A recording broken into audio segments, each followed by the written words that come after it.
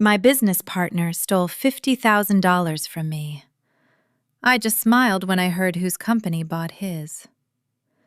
I found out my business partner had drained $50,000 from our shared account on the same day he called me too emotional to understand finance. 2 years later, I watched him find out exactly whose company had just acquired his. If you like stories where the quiet one wins, hit subscribe, because this one's been 10 years in the making. My name is Olivia. I'm 36, and when I was 26, I co-founded a small marketing agency with a man named Craig, someone I'd met through a mutual industry conference.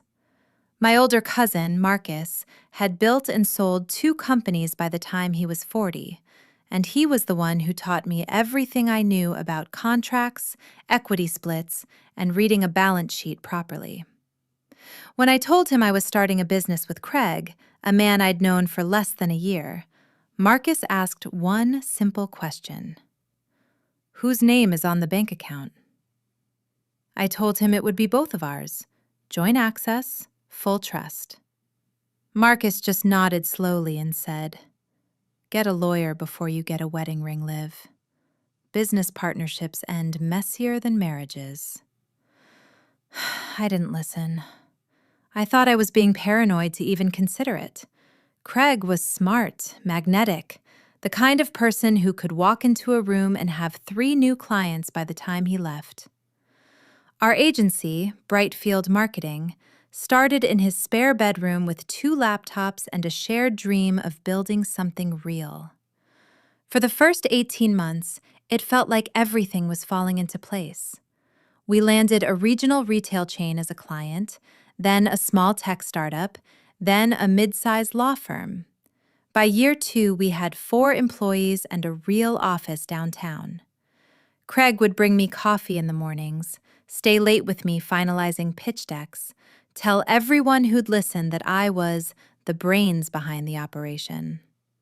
It felt like a partnership built on mutual respect. Then the small things started.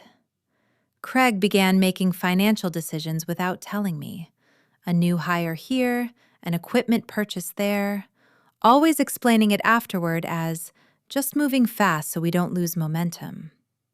When I pushed back, he'd get short with me in meetings, cutting me off mid-sentence in front of clients, saying things like, "Let me handle the numbers. You focus on the creative side." I started noticing I wasn't in some vendor calls I used to lead. Clients started emailing him directly instead of both of us. It happened so gradually I couldn't point to a single moment where it changed. Only that one day I looked up and realized I'd become the junior partner in a company I co-founded. Our accountant, a careful woman named Patricia, mentioned once in passing that Craig had asked her to set up a secondary reporting structure that only came to him first. She flagged it as unusual, but not alarming, and I let it go. The way you let go of 100 small warnings when you're too tired and too invested to look closely. The first major incident happened during a client renewal meeting with our biggest account, the retail chain worth nearly $300,000 a year to us. Craig presented an entire strategy deck I had built over 3 weeks without crediting me once, and when the client praised his vision, he simply smiled and accepted it. Afterward, in the office, I confronted him quietly, and he laughed it off, said I was being sensitive about attribution, and that, at the end of the day, the company's success is both our success. That night, he apologized with a bottle of wine and a long speech about how much he valued me, how stressed he'd been, how he'd do better. The calm lasted almost a month. The second incident, 6 weeks later, he informed me, after the fact, that he'd taken out a $75,000 business loan under both our names to expand operations without discussing it with me first. When I asked why I hadn't been consulted, he said flatly, "Because you would have said no," and I was right. That apology lasted about a week, arriving in the form of him buying me an expensive dinner and telling me he respected my instincts even when he didn't act on them.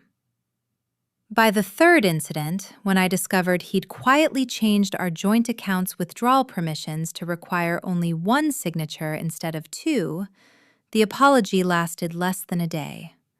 He just said, "It's more efficient this way," and moved on like the conversation was already over. I should have left then. I know that now. But I had 4 employees depending on their paychecks. 3 years of my life poured into that company.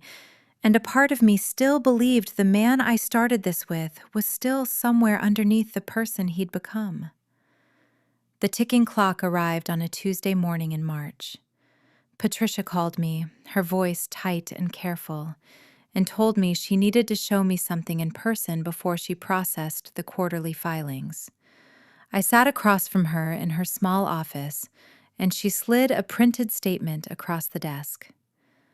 Over the past 4 months, Craig had transferred a total of $50,000 out of our joint business account into a personal account under his name alone, categorized in our books as vendor payments, to a consulting firm that, according to public records Patricia had already checked, didn't actually exist.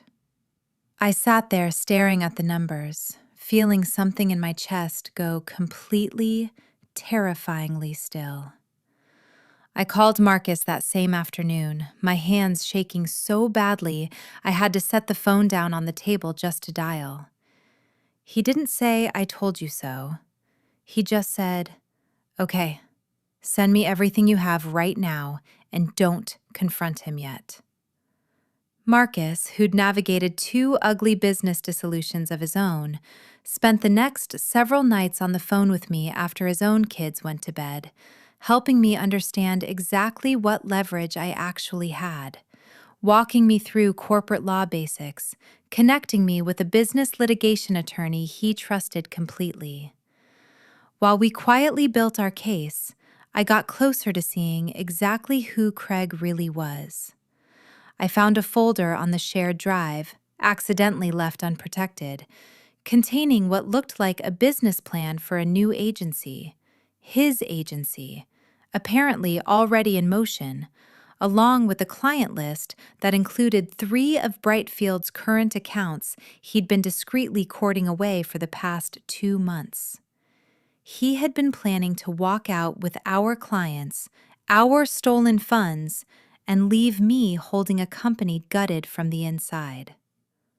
The final incident happened at our quarterly all-staff meeting.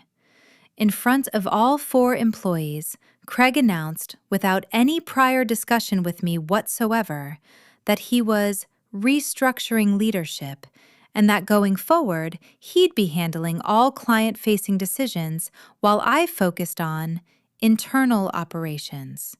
A demotion, delivered publicly, dressed up as a promotion. I sat there in front of my own employees and smiled, because I already knew what was coming, and for the first time in over a year, the humiliation didn't touch me the way it used to. Within 2 weeks, Marcus and my attorney and I had everything. The fraudulent vendor payments, the unauthorized loan, the secret client solicitation, and a violation of our founding partnership agreement's fiduciary duty clause that Marcus had insisted I include 3 years earlier. The one clause Craig had once called unnecessary paranoia. We filed for both a formal financial audit and a breach of fiduciary duty claim, freezing the joint accounts before Craig could move another dollar. Craig was cornered fast, facing a civil suit, potential embezzlement charges given the fabricated vendor records, and a partnership agreement that gave me the right to force a buyout at a valuation set by independent audit. He had almost no leverage left. His planned new agency collapsed before it even launched because 2 of the 3 clients he'd been quietly courting pulled out the moment word got around about the fraud investigation. Nobody wants to build a business relationship with someone facing embezzlement allegations. The settlement, finalized 4 months later, forced Craig out of Brightfield marketing entirely. He forfeited his equity stake, repaid the $50,000 in restitution to avoid criminal charges, and signed a non-compete that kept him out of our client industries for 2 years. I kept the company, kept every one of our 4 employees, and kept the name, though I quietly rebranded it 8 months later into something that felt entirely mine. Here's the part that still makes me smile. About 2 years after the settlement, Craig had scraped together a small 3-person agency under a new name, still trying to rebuild something out of the wreckage. My cousin Marcus, who by then had become an investor and advisor for a mid-sized marketing holding company, called me one afternoon, laughing so hard he could barely get the words out. His firm had just acquired a small, struggling agency as part of a portfolio consolidation deal. An agency, it turned out, was Craig's, folding it entirely into a larger operation where Craig would now report to a regional director. That regional director was me. Marcus had personally recommended me for the role 6 months earlier, and the acquisition committee, unaware of any history at all, simply saw the best candidate for the job. Craig walked into his first orientation meeting under the new ownership and found me sitting at the head of the table, the same way I'd once sat across from him in a spare bedroom with 2 laptops and a shared dream. I didn't gloat. I didn't need to. He resigned within 3 weeks. If this story felt like justice to you, hit subscribe, because next week I'm telling you about the woman who discovered her fiancé had been secretly engaged to someone else for 2 years, using her own credit card to pay for the ring.